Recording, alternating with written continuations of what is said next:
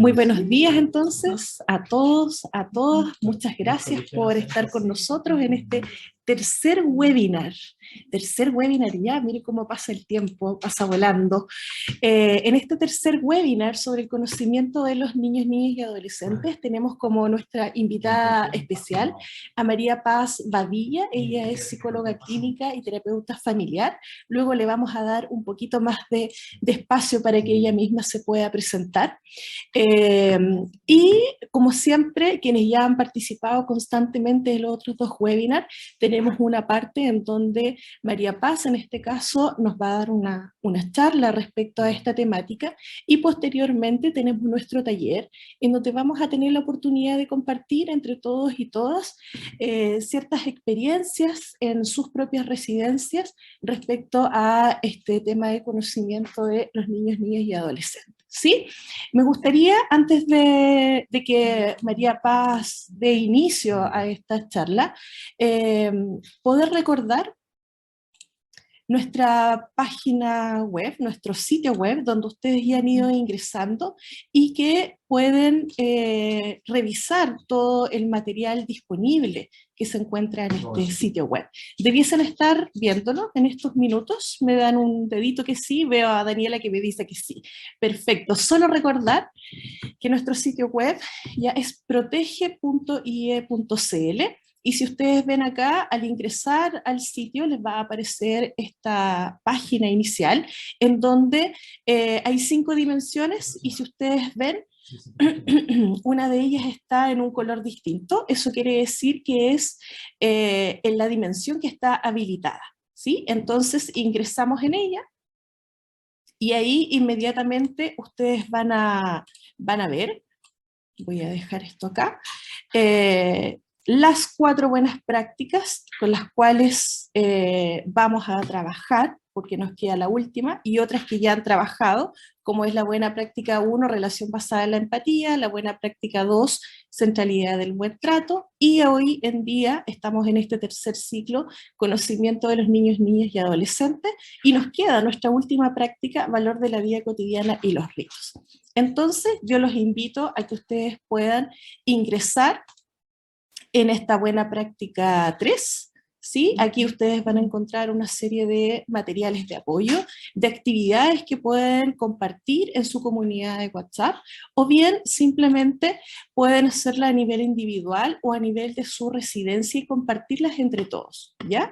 Por ejemplo, acá tenemos 2 videos asociados, uno al reconocimiento y otro el conocimiento integral.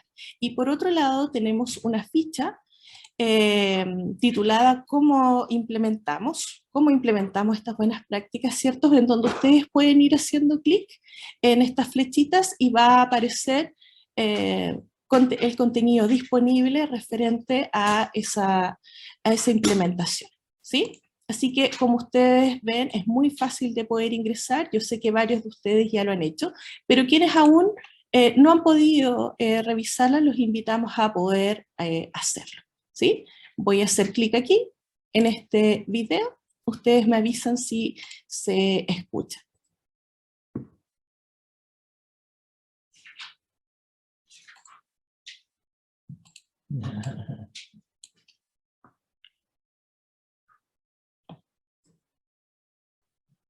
Démosle.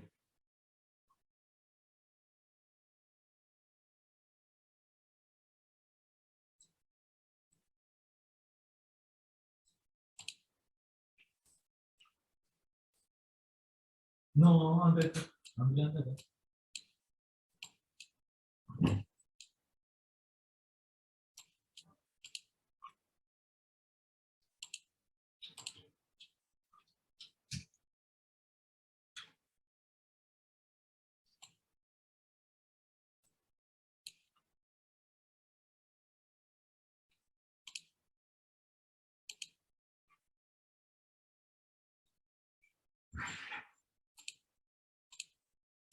Perfecto. Ahí ustedes pudieron ver estas video, este material muy interesante que los invitamos a poder revisar. Si se fijan, son videos o cápsulas muy, muy cortitas, ¿ya?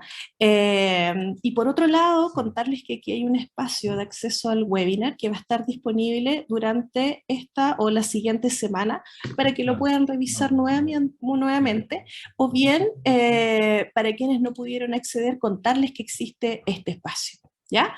Bien, voy a dejar de compartir y sin más, ahora sí voy a presentar a María Paz. María Paz, como les contaba, es psicóloga clínica y terapeuta familiar. Ella es cofundadora y actual directora de Fundación Ideas para la Infancia, psicóloga clínica de la Universidad Central, diplomada en parentalidad positiva, terapeuta familiar y de parejas del Instituto Chileno de Terapia Familiar. Así que, María Paz, te doy la cordial bienvenida. ¿Estás por ahí?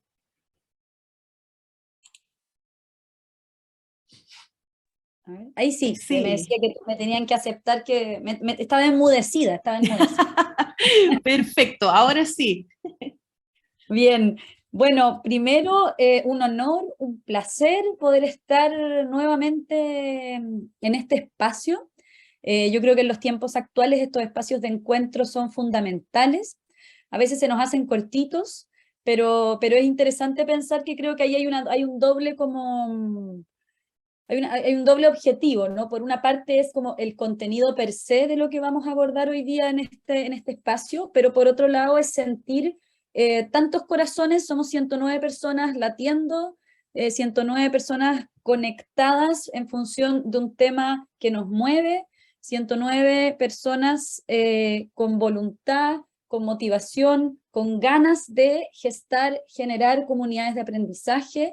Y yo creo que eso tiene un valor más allá del contenido per se, ¿no? Que tiene que ver con la experiencia de compartir nuestras necesidades, sentires, maneras también de ver el trabajo que hacemos a diario con niños, niñas, adolescentes que han vivido situaciones de vulneración de sus derechos.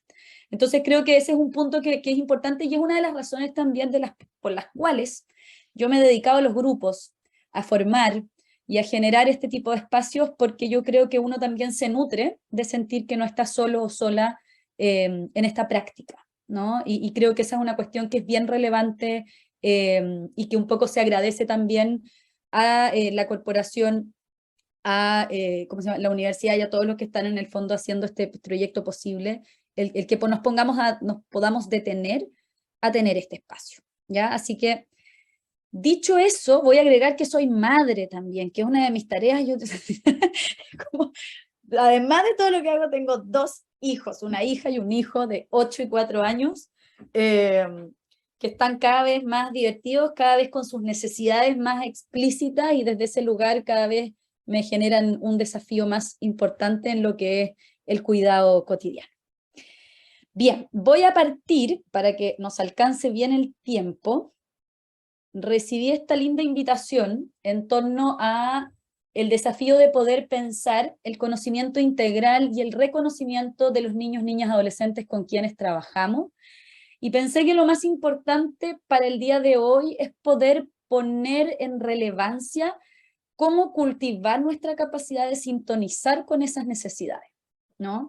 Que es algo que parece fácil, es como cuando uno le dicen hay que escuchar, pero la escucha es una práctica compleja, porque muchas veces está nublada por un montón de ideas, creencias, historias que nos hacen muchas veces sentir que nosotros tenemos como más facultad de decidir lo que necesitan los niños y niñas que lo que ellos mismos nos están exponiendo.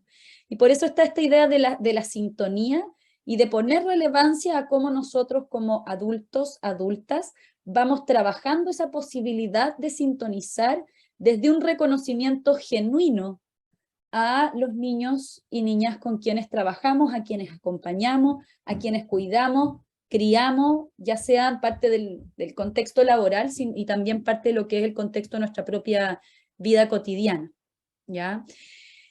En ese lugar, hoy día vamos a mirar la perspectiva del buen trato, ya en lo que son las trayectorias del desarrollo de la niñez, las dimensiones del desarrollo y las necesidades que se derivan de esas dimensiones del desarrollo, y vamos a reflexionar un poco también respecto a la puesta en práctica, ¿no? Como las funciones más importantes que puede tener este sistema de cuidado cuando realmente está sintonizado y es capaz de prestar apoyo, orientación, satisfacción a esas necesidades que tienen niños y niñas. Aún más cuando son niños y niñas que han vivido situaciones de trauma.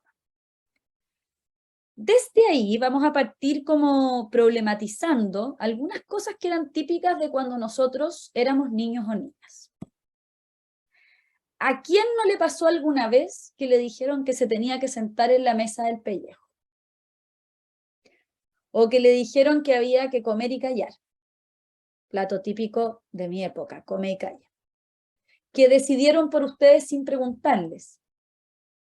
Que les impusieron expectativas o mandatos de sus familias y terminaron haciendo algo que no era lo que realmente deseaban hacer. Que les hicieron sentir que por ser chicos o chicas su opinión no tenía valor. Que hubo alguien, adulto, adulta, que ridiculizó, minimizó sus emociones. Ah, que le exagerar. No, si a esta le encanta hacer drama. No es para tanto. Que le dijeron que cuando fueran grandes iban a entender, que no podían entenderlo. Y por lo tanto no podían participar. Que les dijeron que su rol era obedecer porque sí, porque eran niños y niñas, y entonces los niños y niñas obedecen. Que les dijeron que cuando ganaran plata, cuando tuvieran su trabajo, entonces iban a poder opinar, pero que mientras estuvieran en el techo de esa familia y no aportaran, su presencia era secundaria. Que lo obligaron, por ejemplo, a saludar de beso a alguien para no ser maleducados o maleducadas. O que hablaron de su intimidad con otras personas como si ustedes no estuvieran presentes. Sabes que la no sé cuántito hizo esto, esto, otro. Y ustedes estaban ahí escuchando cómo hablaban de ustedes, pero ni los consideraban. Todas estas prácticas, que de repente uno las empieza a reconocer en su propia historia, son prácticas que tienen su raíz en una mirada adultocéntrica de la niñez. Y en eso yo quería partir hoy día pensando en cuestionar, ¿no?, esa mirada adultocéntrica, entendiendo que esto no es algo que hagan otros adultos o adultas, sino que muchas veces nosotros mismos estamos, en el fondo, navegando a diario en la construcción de nuestra relación con niños y niñas desde un paradigma adultocentrista, en donde cualquier comportamiento, acción, lenguaje y de alguna u otra manera nuestras acciones limitan o ponen en duda las capacidades que tienen los niños, niñas y adolescentes por el mero hecho de tener menos edad que nosotros o nosotras. Una de las cuestiones en el fondo más típicas de esto es que todavía en el 2022, me iba a ir al 2023, seguimos muchas veces hablando de menores, ¿no? Y eso ya es una manera como muy explícita de poder en el fondo mirar el que el adultocentrismo se centra en una relación que es asimétrica de poder, en donde el adulto es el que sabe lo que es bueno para ese niño o niña, y que generalmente se replica porque nosotros vivimos y fuimos criados en un contexto que también era muy adultocéntrico. Esto es algo que está impregnado, pero la invitación que vamos a hacer hoy día es poder problematizar esa mirada y desde ese lugar poder ponernos quizás lentes distintos, ¿no? Y poder hacer este ejercicio de mirar, acompañar y sintonizar con las necesidades de los niños y niñas con quienes estamos conectados hoy, como nos hubiese gustado quizás que lo hicieran con nosotros mismos o mismas. Cuando pensamos en la mirada adultocentrista, esta mirada adultocentrista está permeada en una sociedad que es muy adultocéntrica. Últimamente ha salido, y eso es bien importante ponerlo, por ejemplo, a propósito del tema del uso de las mascarillas y del tema de las libertades, pandemia, pospandemia, los niños y niñas fueron siempre el último eslabón de la cadena, y yo les diría que hay de hecho un meme muy bueno como de adultos en un concierto todos sin mascarilla, niños en un colegio todos con mascarilla. Eso es parte de esa mirada, ¿no? De que los adultos y adultas tienen libertades que no necesariamente tienen los niños y las niñas. Esta mirada de una sociedad adultocéntrica pone en el centro dos ideas que son clave. Uno es que como que los niños tuvieran solo necesidades que tenemos que satisfacer a toda costa, pero sin mirarlos como sujetos con capacidad, con competencia, con recursos, y por lo tanto como un aporte también dentro de nuestra sociedad. Y por otro lado, esta mirada de los niños y niñas a futuro, ¿no? Yo trabajé mucho tiempo con familias y recuerdo una persona que me decía es que este niño no es una persona, está siendo, va a ser una persona, pero no es una persona hoy. Esa mirada es la mirada del adulto a futuro, ¿no? Que es esta mirada de como que está en un desarrollo hacia algo que es mejor, que es la adultez, y que por ende, el momento presente dejamos de valorarlo y validarlo, ¿ya? Como en el fondo valoramos y validamos lo que pasa después en la adultez. Desde esa perspectiva y desde esta sociedad adultocéntrica, los niños y niñas muchas veces se perciben como propiedad privada de las familias, de los adultos, de las sociedades, como objetos de socialización a los cuales hay que formar, y desde esa formación es una formación más dada desde una imposición de normativas, de reglas, etcétera, y también con este como terror que tenemos los adultos de que se salgan de control y por lo tanto como objetos de control. El riesgo de esto es que nos hace sobrecentrarnos en las conductas y comportamientos infantiles y en la dicotomía de que los niños son buenos o malos según cómo se comportan, pero nos hace perder de foco la mirada más reflexiva de todo lo que hay por debajo de la conducta de un niño o niña a nivel de su historia, sus estrategias de regulación emocional, su mundo emocional, su mundo más íntimo y sus necesidades más básicas que incluyen todo el mundo también de los vínculos, los afectos y que ya lo vamos a ver. Esa sobrefocalización en el comportamiento y la conducta nos lleva entonces a desarrollar relaciones que son asimétricas basadas en el poder, en la obediencia y en expectativas que muchas veces son mucho más altas de lo que un niño o niña puede acceder o puede hacer, según en el fondo la etapa y la ruta del desarrollo donde está, y aún más cuando hay situaciones de trauma complejo del desarrollo, en donde sabemos que el trauma afecta la trayectoria de vida, afecta el desarrollo. Si pudiera hablar este modelo, nos diría, yo sé lo que es bueno para ti, ¿no?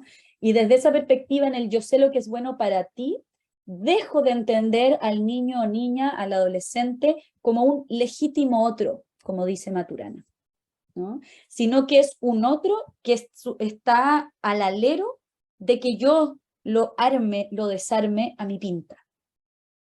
Y eso es un problema porque el desarrollo infantil es bidireccional. Por lo tanto, es recíproco, implica ida y vuelta. Es como cuando jugamos ping-pong, la pelotita va a un lado y tiene que volver. Cuando no hay esa posibilidad de reciprocidad, de realmente jugar de a dos, ¿sí? Efectivamente se afecta el desarrollo. Y se va generando esta sensación de no estar siendo reconocido, leído, percibido, visto y, en casos más extremos, de sentirse anulado por el rol de este adulto que me va diciendo todo lo que tengo que hacer o que me va moldeando a su pinta, como decíamos, pero que desconoce ese mundo más íntimo.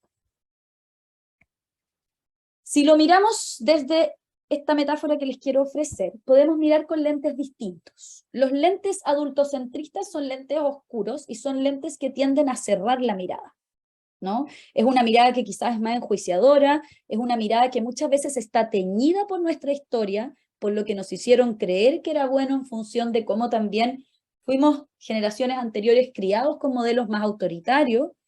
¿Ya? Desde esa perspectiva es una mirada que no nos permite ver esto que les decía, más allá de la conducta y estar siempre en esta dicotomía, se portó bien, se portó mal. ¿Está regulado o está desregulado? ¿Sí? Está presente, ausente, pero no nos permite ver matices, colores, ¿ya? No nos permite ver otras dimensiones. Los lentes con enfoque de derecho que le vamos a poner, o estos lentes sintonizados con la niñez, vamos a pensarlos y leerlos como lentes tridimensionales y multidimensionales, ¿no? Desde ese lugar, cuando nos ponemos estos lentes, que uno los puede ir entrenando, ¿ya? Y que se parten entrenando con el ejercicio de cuestionar también nuestros propios modelos de crianza y cómo nos miraron a nosotros cuando éramos niños y niñas, Nos ponemos estos lentes tridimensionales y lo que se activa inmediatamente es la posibilidad de una mirada reflexiva, de una mirada en donde salimos del eje dicotómico de lo bueno y lo malo y podemos mirar matices, colores, particularidades, historias, podemos hacernos preguntas sobre esos niños y niñas, podemos escuchar porque nos interesa lo que tienen que decirnos, y desde ese lugar direccionamos nuestra acción de acompañar. Esta cuestión parece sencilla cuando uno lo pone desde el ejercicio de los lentes oscuros o los lentes 3D, pero es un ejercicio cotidiano y es un ejercicio como de entrenamiento diario, ¿no? Y es un ejercicio que implica la posibilidad de día a día detenernos también, a cuestionarnos con qué lentes estoy mirando. A mí me pasa mucho en la relación con mis hijos. Últimamente yo he estado con lentes muy oscuros. Ellos dirían, sí, la mamá estaba más estresada. Y efectivamente, claro, me doy cuenta que en la medida en que yo voy teniendo una mirada, que es una mirada más abierta, más receptiva, con mayores posibilidades de mirarlos a ellos en sus distintas dimensiones, hay ciertas cuestiones en la relación que también mejoran. Porque acuérdense y no se les olvide nunca que el eje del desarrollo es bidireccional, es ida y vuelta. Cuando tú te pones estos lentes, estás entrenando la posibilidad de que ese niño o niña también aprenda a mirar la realidad y a mirarse a sí mismo con esos mismos lentes. Y con esa oportunidad, ¿sí?, de conocerse, de cuestionarse, de pensarse, porque tú lo estás pensando desde ese lugar. Cuando en contraposición nos ponemos el lente oscuro y empezamos con esta mirada que es más enjuiciadora, que es más desde el deber, desde la expectativa, desde lo bueno, desde lo malo, desde en el fondo solamente mirar la conducta en base, por ejemplo, a este ideal que tenemos los adultos de la obediencia, efectivamente ese lente es el que estás prestando para que ese niño o niña desde ese lugar se observe a sí mismo, se conecte con sí mismo y se hable a sí mismo. Entonces es bonito porque es un ejercicio que, claro, a corto plazo ponerse y sacarse el lente, pero a largo plazo voy moldeando una manera también de que ese niño se perciba y se conozca a sí mismo o a sí misma. ¿Qué es importante acá? Es muy importante esta idea entonces de que los niños y niñas desde temprana edad tienen mente. Son personas, ay, aquí me equivoqué con algo, son sujetos de derecho, son ciudadanos y ciudadanas, y son personas con mente. Y si alguien lo duda, vamos a mirar un segundito este video, o sea, con esto nos va a quedar más que claro. Escúchame, ¿qué me estabas diciendo vos?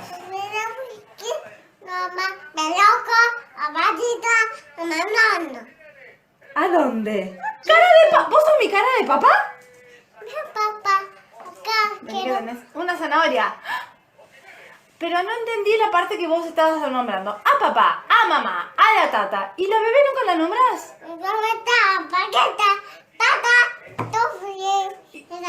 ¿Y pero de qué? ¿Vos, claro, vos nada? ¿En dónde es Cato?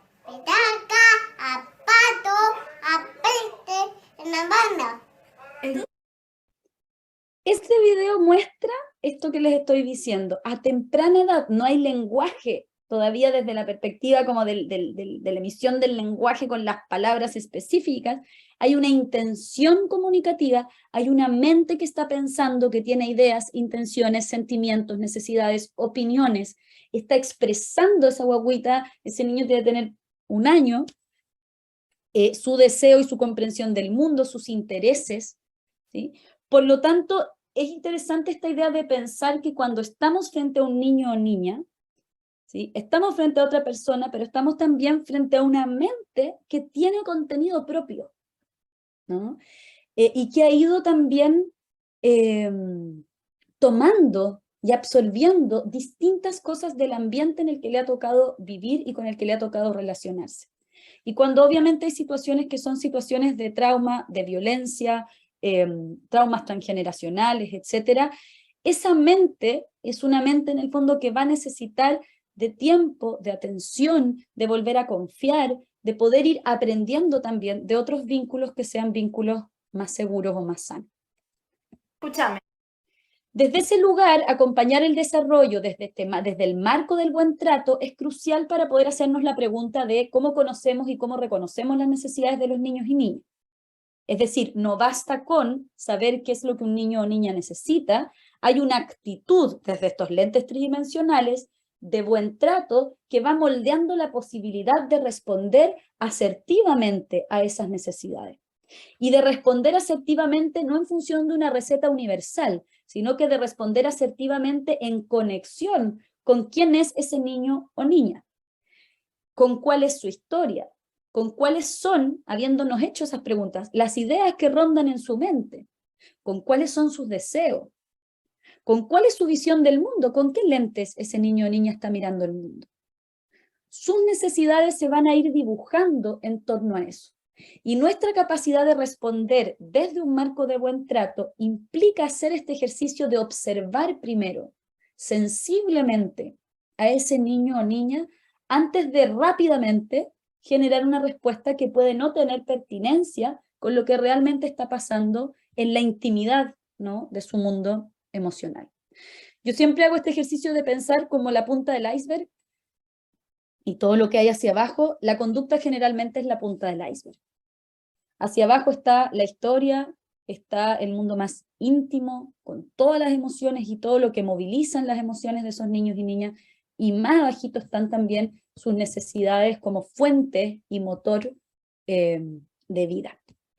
¿Ya? Entonces, importante esta idea de que el buen trato implica que adultos, hombres, mujeres, cuidadores, se vinculan con niños y niñas proporcionando cuidado, y esta es una palabra que tenemos que volver a darle el valor que tiene, afecto, es decir, dentro del marco, en el fondo, de las necesidades básicas de un niño o niña está el plano afectivo, y protección, visibilizando sus necesidades y sus particularidades, reconociéndolo como un legítimo otro y como sujeto de derecho. Esta idea del legítimo otro u otra es una idea que es muy potente porque tiene que ver con que te reconozco y eres digno de ser mirado, de ser mirada. Y cuando yo te miro y cuando yo me conecto contigo, ¿sí?, en mis respuestas también le voy dando dignidad a tu potencial de desarrollo, a tu vida diaria, ¿no? Y eso es interesante ponerlo porque muchas veces los y las adultas nos tomamos atribuciones con los niños y niñas que no nos tomamos con otros adultos. ¿Sí? Y se nos olvida, porque efectivamente el lente oscuro y la mirada adultocentrista nos ronda a diario. Es difícil salir de ahí. Esto lo pongo solo como eje para que entiendan lo importante que es cuando hablamos de necesidades de niños, niñas y adolescentes, porque la garantía, satisfacción y protección de esas necesidades cotidianas que se van dando en las relaciones de cuidado diario son en el fondo como alimento para el desarrollo, ¿sí? Y alimento para poder ir pasando de una manera... de una manera como con raíces firmes, ¿no?, por las distintas etapas que tiene el desarrollo evolutivo de niños y niñas. Y cada etapa del desarrollo va a ir significando desafíos diferentes y necesidades que van también siendo dinámicas y van cambiando dentro de las distintas etapas del ciclo vital. Lo que es como continuo a lo largo del desarrollo humano es la necesidad de vínculos significativos como la gasolina que necesita el auto para andar. Y desde esa perspectiva, con niños, niñas y adolescentes, esos vínculos significativos implican el que haya un sistema de cuidado organizado, consciente, sensible, ¿sí?, que haya también posibilidades de construir seguridad, apego, un apego seguro, una certeza de que allá en el mundo hay alguien para mí para responder a eso que necesito. Eso va a favorecer también el desarrollo y obviamente los vínculos significativos, seguros, sanos y las relaciones bien nutridas ya van también proporcionando bases y cimientos importantes para la salud mental. Cuando eso no está o no ha estado por historias de vida, por experiencias de trauma, ¿ya?, siempre existe la posibilidad de reparar esos vínculos a propósito de nuevos vínculos que sí tengan esta posibilidad de que con esos lentes 3D se conecten con esas necesidades y empiecen a responder a algo que antes no había pasado. Todos los seres humanos tenemos biológicamente, ¿ya?, un sistema de motivación que nos lleva a que ante situaciones que son situaciones de estrés, donde generalmente se activa, ¿ya?, las fuentes de nuestras necesidades de cuidado, ¿ya?, se encienda un sistema que nos lleva a aproximarnos a esas figuras significativas cuando nos sentimos amenazados o amenazadas. Y en los niños esto es algo que es crucial y que tiene que ver con lo que se llama el sistema de apego. Eso es algo biológico, ¿ya?, lo traemos.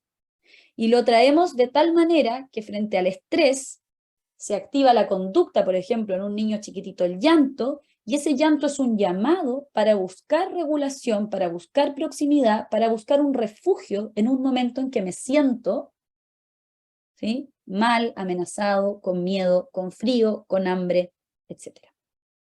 Esto es algo que todas las personas tenemos y vamos teniendo distintas figuras significativas con quienes lo vamos como alimentando. En el caso de los niños pequeñitos generalmente son sus cuidadores primarios.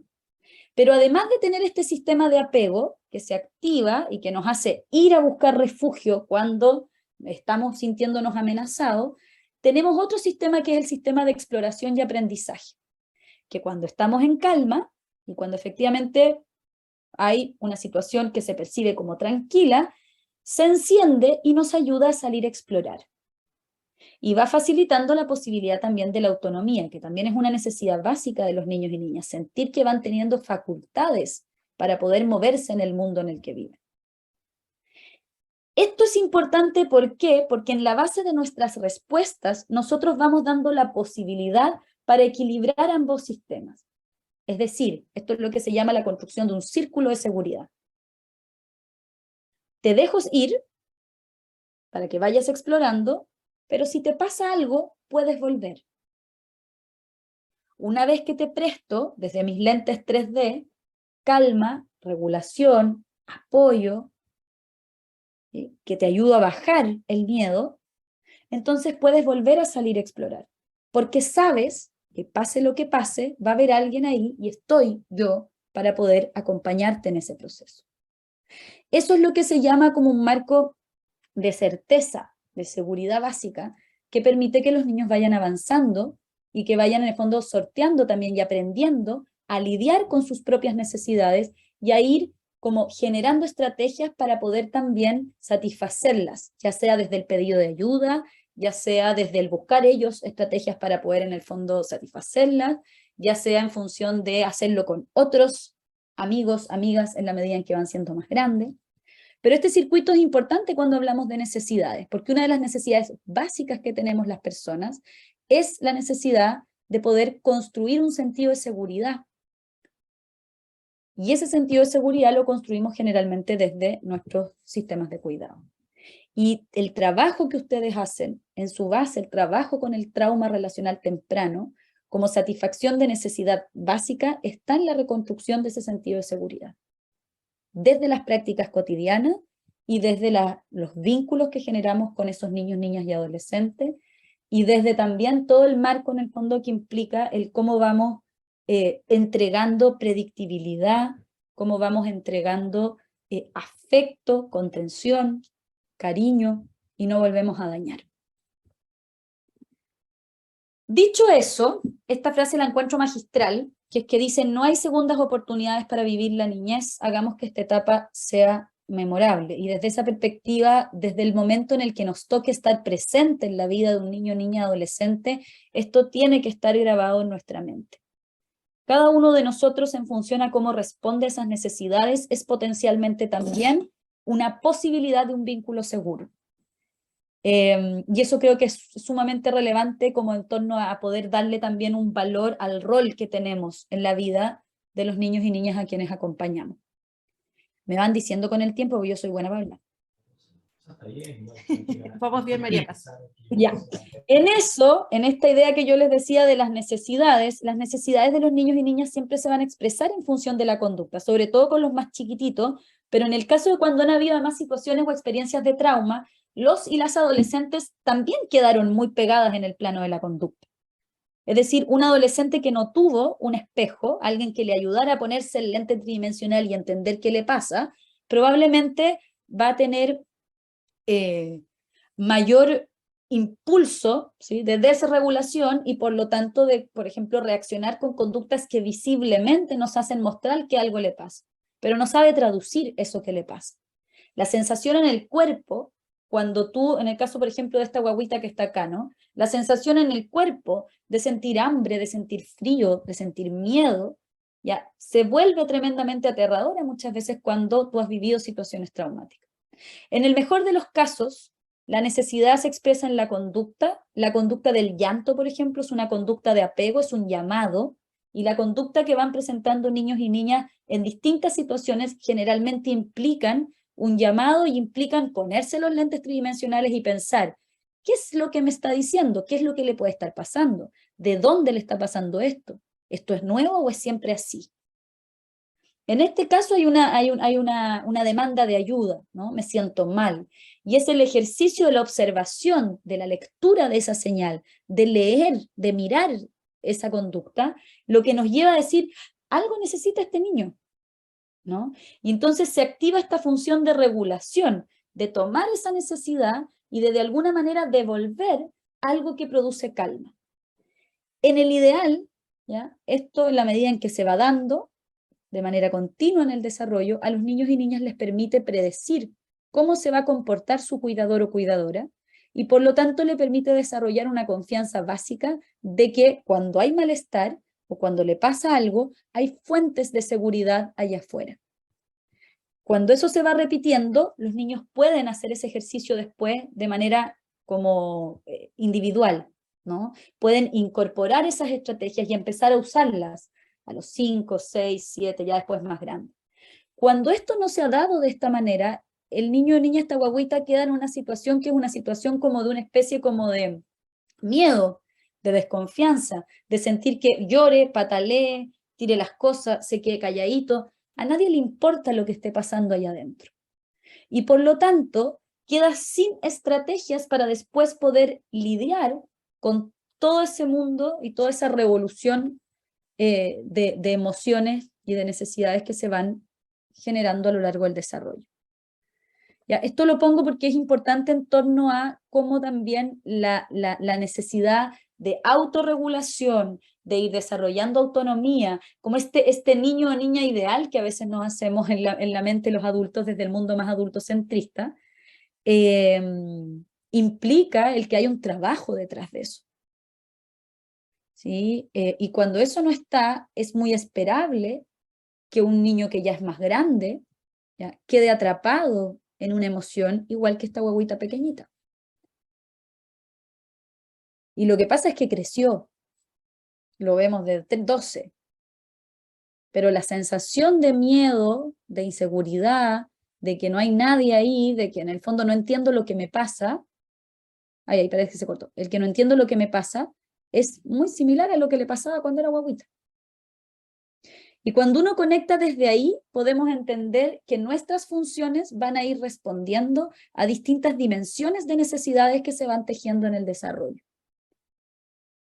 Vamos a hacer una revisión como bien general de 4 dimensiones y de necesidades que se derivan de esas 4 dimensiones, para que ustedes también vayan pensando, en la medida en que vamos escuchando, qué prácticas concretas son las que me ayudan a nutrir, ¿no?, y a responder asertivamente a esa necesidad y poder de alguna manera ser, ¿no?, esta figura que entrega la posibilidad de esta luz verde cuando se enciende la luz roja, por ejemplo.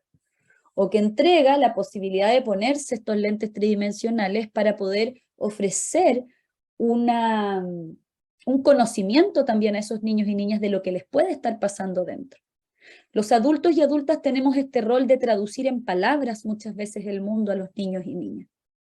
Pero si no tenemos claro lo que nos pasa a nosotros y no hemos hecho ese ejercicio también con nosotros mismos o mismas, claro, es difícil que también lo podamos hacer con ellos y con ellas.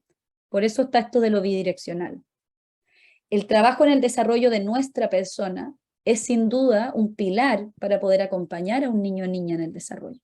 Es casi tan importante el proceso de formación y de desarrollo personal de quien interviene, de quien acompaña, como el proceso de intervención en sí. Y en eso es interesante porque estas dimensiones de necesidades implícitas o de necesidades que se explicitan, como decíamos, en la conducta, también las tenemos nosotros. Y también las tenemos que satisfacer con otras fuentes de vínculos, cuidados, etc.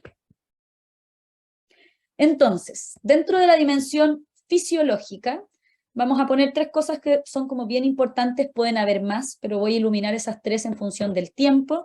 Todo lo que tiene que ver con los ritmos circadianos y los ritmos propios como de desarrollo, sueño, alimentación, hidratación y el contacto físico, ¿ya? Y el sostén, el ser sostenido físicamente, es importante dentro de lo que es la base de necesidades para un desarrollo sano o para poder reconstruir un sentido de seguridad. Sentir a la figura de cuidado como fuente de calor, como fuente cercana. Cuando hay situaciones de trauma es que hay que ser muy respetuoso con la cercanía y el contacto con el cuerpo, ¿ya? Eso es bien importante como desde la observación sensible del niño o niña. Yo tengo que ver, este niño o niña es más reactivo, necesita en el fondo que yo esté más distante si me voy a contactar, pero estoy presente, ¿no? Estoy presente, estoy próximo, soy una figura posible. Por otro lado, todo lo que tiene que ver con el sueño, es importante también entender que el sueño tiene una función en las distintas etapas del desarrollo y los procesos de alimentación hay que pensarlos como una nutrición que es física, pero también como todo el elemento de la nutrición también desde lo emocional, ¿no? Eso es importante en lo fisiológico. Se le puede sumar también todo lo que es el ritmo y la respiración. En general, los niños y niñas necesitan de momentos de expansión, ¿sí? Y de momentos en donde vuelven adentro, que es igual que lo que hacemos cuando respiramos. Inhalamos, abrimos y al exhalar volvemos. En una rutina, en el ritmo cotidiano de un niño o niña, ese movimiento de expansión y de contracción, de ir afuera y volver adentro, es muy importante. Y eso es importante dentro de lo que es como satisfacer esta necesidad también fisiológica que implica un ritmo, ¿ya? Que implica el ciclo circadiano, el día a la noche, ¿no? El afuera, el adentro. Eso es importante pensar cómo lo estamos construyendo cotidianamente en la relación y en los vínculos con los niños, niñas y adolescentes con quienes trabajamos. Porque en general tenemos que ir como mezclando actividades, acciones que permitan la expansión, la contracción. Si por ejemplo es como cuando uno de los niños de repente van a un cumpleaños y es todo arriba, el inflable, el payaso, el dulce, la música fuerte, el corren, y es como que han estado mucho rato afuera, afuera, afuera, afuera. Si tú los pones a pintar un segundo, les vas a dar la oportunidad de volver. En ese volver se reequilibran, ¿sí? La mente vuelve a ponerse como en una actividad, el ritmo baja, el ritmo cardíaco, la respiración empieza a enlentecerse, y ese acto fisiológico es un acto de regulación, y es una manera de entrenar la regulación, el equilibrar el ritmo cotidiano. ¿Ya? Eso es bien interesante como cuando uno lo ve también desde las rutinas. Generalmente después de comer, que comer es ir hacia adentro, puede haber un espacio para ir afuera. Por ejemplo, en los colegios después del almuerzo, recreo. Pero después hay que volver a algo que implique también el poder entrar como en un estado que es más íntimo. Entonces hay que ir equilibrando eso. Por otra parte, la dimensión afectiva nos llama en torno a nuestra capacidad y nuestra competencia de generar vínculos seguros, ¿sí? La necesidad de vincularnos, de ser aceptados y de sentirnos importantes para otro u otra persona es fundamental en el desarrollo. Y esto es lo que en su momento también Bowlby, que es autor importantísimo de la teoría del apego, o Tronick, que también es investigador en esa línea, el mismo Maturana, es cuando en el fondo se puso dentro de las teorías científicas el amor como el alimento más importante del desarrollo humano, ¿no? Que es nuestra necesidad de sentirnos vinculados y en conexión con otras personas. Y en esa conexión sentir que existimos y que somos importantes y que somos dignos de ser amados y de ser queridos por quienes somos. En contraposición a eso y desde los estudios del trauma, Lieberman sistematizó 4 miedos que generalmente se observaban dentro de lo que eran niños y niñas en torno a esta dimensión afectiva, y que son miedos que están latentes y que cuando hay experiencias en el fondo traumáticas, sobre todo traumas relacionales, traumas en los vínculos, cuando hay personas que nos han dañado, que nos han abandonado, etcétera, generalmente estos miedos se activan. Y este es como un pánico que tenemos los seres humanos, que es el miedo al rechazo, el miedo al abandono, el miedo a equivocarse y las consecuencias que pueda tener eso, y el miedo al daño físico. Por lo tanto, si esto uno lo piensa desde la perspectiva de nuestro rol y nuestra función para no retraumatizar o para no en el fondo generar este tipo de heridas en el desarrollo de un niño o niña, la necesidad de aceptación, la necesidad de una vinculación, de estoy aquí para ti, estoy disponible, no te voy a dejar, ¿sí? La necesidad de poder también entregar posibilidad de exploración, que eso implica la posibilidad de que pueden haber errores, que nos podemos equivocar, que nos podemos caer, ¿sí? Y el resguardo también, ¿no? Del componente como físico, del dolor. Los niños le tienen mucho miedo al dolor físico, ¿ya? Cuando en el fondo está, por eso realmente a algunos les cuesta las cosas, las vacunas, ir al doctor, ahí se activan todos esos miedos. La ida al doctor en un niño o niña, sobre todo más chico, activa estos miedos que a veces pasan a ser hasta como miedos irracionales desde la perspectiva de que es un desconocido, que además en el fondo toca, está el tema del miedo al dolor físico, de que te dejen ahí. O sea, hay distintas cuestiones ahí que son importantes de mirar desde la perspectiva de la dimensión afectiva. ¿Cómo ser fuente de seguridad? Implica presencia, disponibilidad, continuidad en el tiempo. Acuérdense esta idea de hay alguien ahí para mí, hay alguien ahí a quien yo puedo acudir. Eso es lo que va afiatando la dimensión afectiva. La dimensión social, desde el ejercicio de la comunicación, la consideración, la estructura y todo el marco de valores, ¿ya? Que implican también el sentir que pertenecemos a una determinada cultura, ¿ya? A un grupo humano del que somos parte. En eso es importante que todo el marco, en el fondo, por ejemplo, de la comunicación, tiene que ver con los diálogos. Hay muchos estudios que se han hecho ahora respecto de la conversación, los diálogos y la posibilidad de generar conversaciones, por ejemplo, con la toma de turno. Te digo algo, te escucho de vuelta. Ese espacio de la escucha es fundamental. ¿Cuántas veces desde esta cosa más adultocéntrica nos pillamos dando instrucciones, pero no generando instancias nutritivas de conversación desde la colaboración, desde co-construir realidades posibles, desde el juego? La comunicación como espacio relacional requiere de ese espacio de latencia de silencio para escuchar.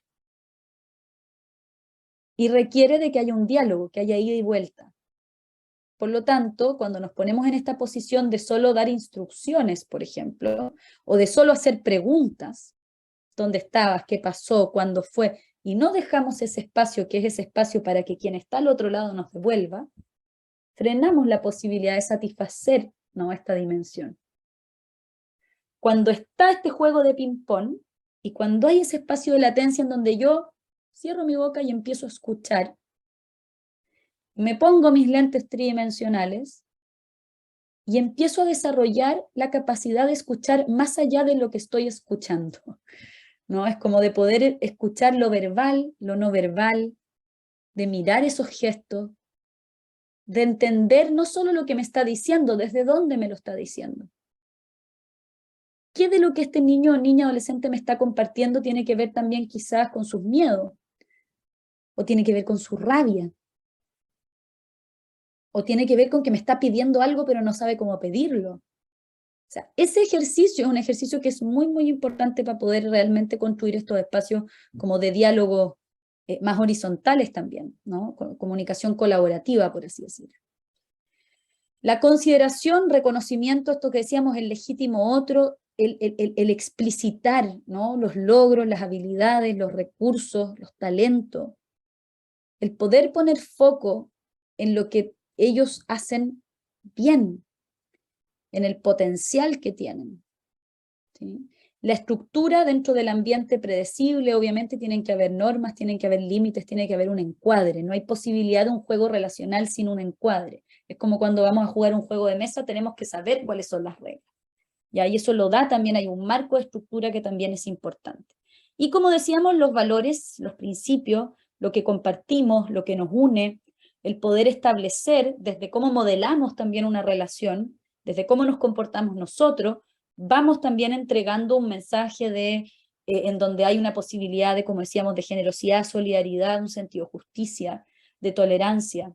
Generalmente los valores, si bien uno los puede repetir verbalmente, se incorporan desde el ejercicio del modelaje y de cómo también nosotros generamos coherencia entre lo que decimos y lo que hacemos. Y la dimensión cognitiva, todo lo que es el ámbito de lo más bien habilidades formativas. La necesidad de estimulación, la necesidad de ofrecer la posibilidad de salir afuera, a explorar, a experimentar. Salir afuera en el fondo es el marco de ayudarles a conectar y a mirar el mundo que hay alrededor, ofrecer oportunidades de mirar cosas distintas. Toda la relación con el medio y con la posibilidad de explorar es fundamental dentro de la dimensión cognitiva, así como también las experiencias de aprendizaje que podamos ir dando y cómo vamos generando también el andamiaje de esos aprendizajes.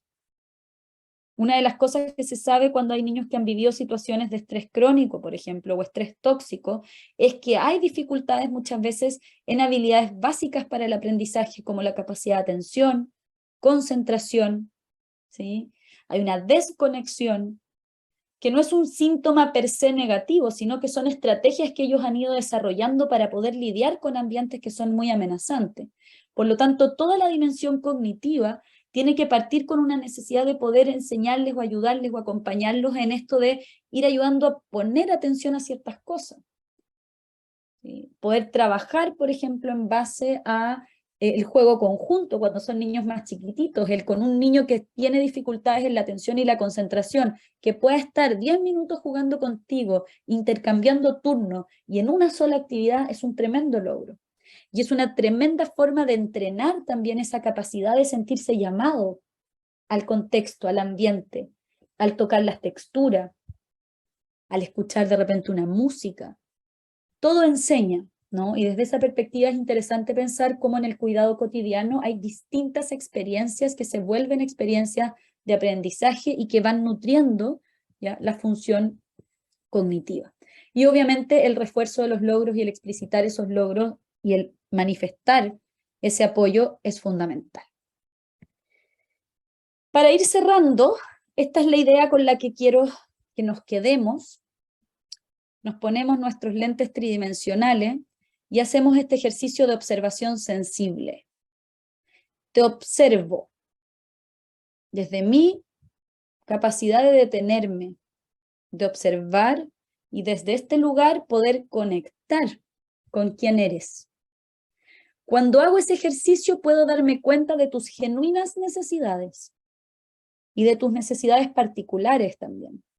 No de lo que yo creo que tú necesitas, no de lo que yo necesité cuando era niña y no lo pude satisfacer, sino que hago este ejercicio de poder entender tus necesidades. Y entonces, como estoy con mis lentes 3D, puedo interpretar esas necesidades y tu sentir desde un lugar que es benévolo. Dejo de leer malas intenciones. Dejo de activar mi propio circuito del estrés. Y al mirarlo compasivamente y al mirarlo de forma benévola, puedo realmente darme una vuelta más larga para entender qué es lo que te pasa y qué es lo que necesitas. Y como me conozco a mí mismo, porque he hecho también el ejercicio de entender los recursos que tengo, puedo buscar algo que ofrecerte. Puedo responder de una manera consciente a lo que tú necesitas en función de quién yo soy. Cuando sucede eso, es cuando se produce la magia. Y que es ese momento de conexión en donde nos sentimos sentido por otro.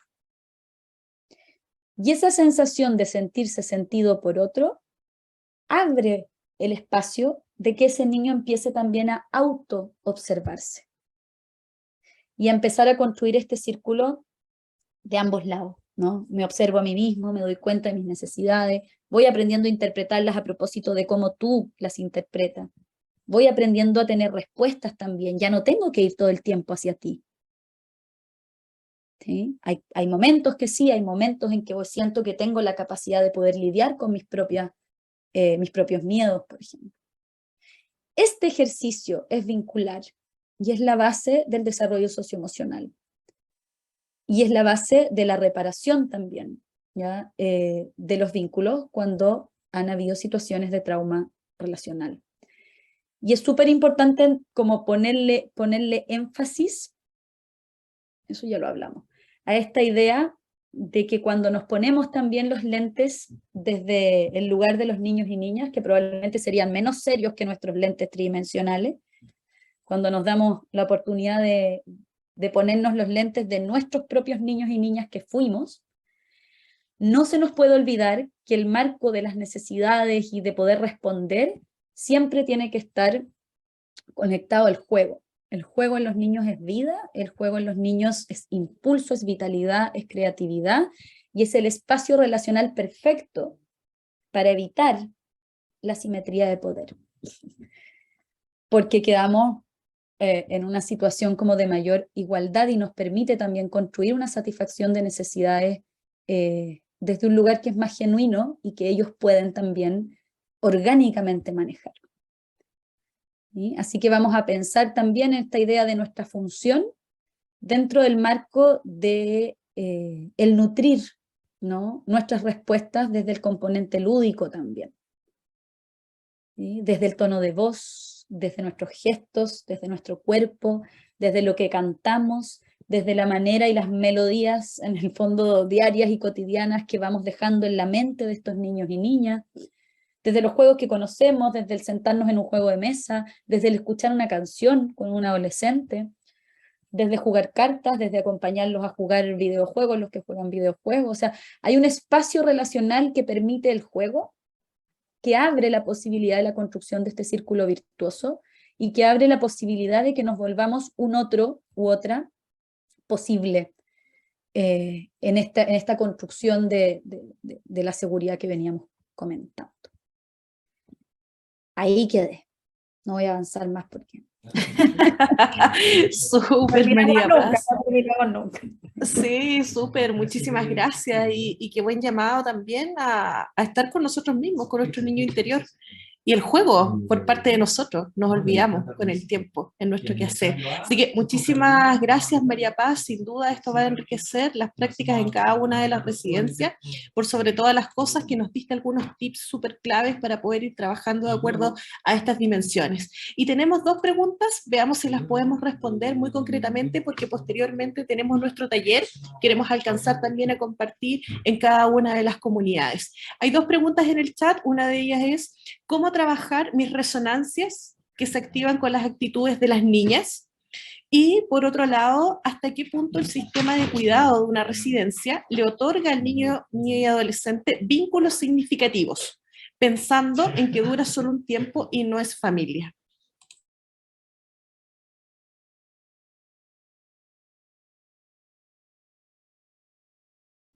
Ahí sí. Ahí sí. Ya. Voy a ir con la primera. Me quedé con la segunda en la cabeza, así que voy a ir con la segunda primero, que es la de los vínculos significativos. Es interesante la pregunta porque depende mucho como de la permanencia, ¿no? Yo creo que hay un modelo actual del sistema residencial que obviamente está en el eje de que la residencia sea un lugar transitorio, ¿no? Y que desde esa perspectiva esos niños y niñas ojalá pasen el menor tiempo posible ahí, se pueda trabajar en vías también de lo que es el ejercicio de la revinculación, la reunificación familiar o la adopción en otros casos. Pero hay muchos casos de niños y niñas que han vivido por largo tiempo en residencia, ¿ya? Ahora, lo significativo, desde mi punto de vista, está en el ejercicio de que los niños y niñas cuando llegan a la residencia o a un contexto de residencia o al sistema de protección, son niños que vienen profundamente heridos. Y por lo tanto no da lo mismo quién me recibe, y esa persona pasa a tener un rol significativo, o esas personas pasan a tener un rol significativo, desde esta perspectiva de que se vuelven sostenedores de esta herida, ¿no? O acompañantes en la reparación de esta herida. Y ahí en el fondo es como cuando uno dice en las crisis, ¿no? Quien te acompaña en una situación de crisis se vuelve, según cómo te acompañó, se vuelve una figura que queda un poco como en en el legado, en la memoria, en la biografía de esa historia.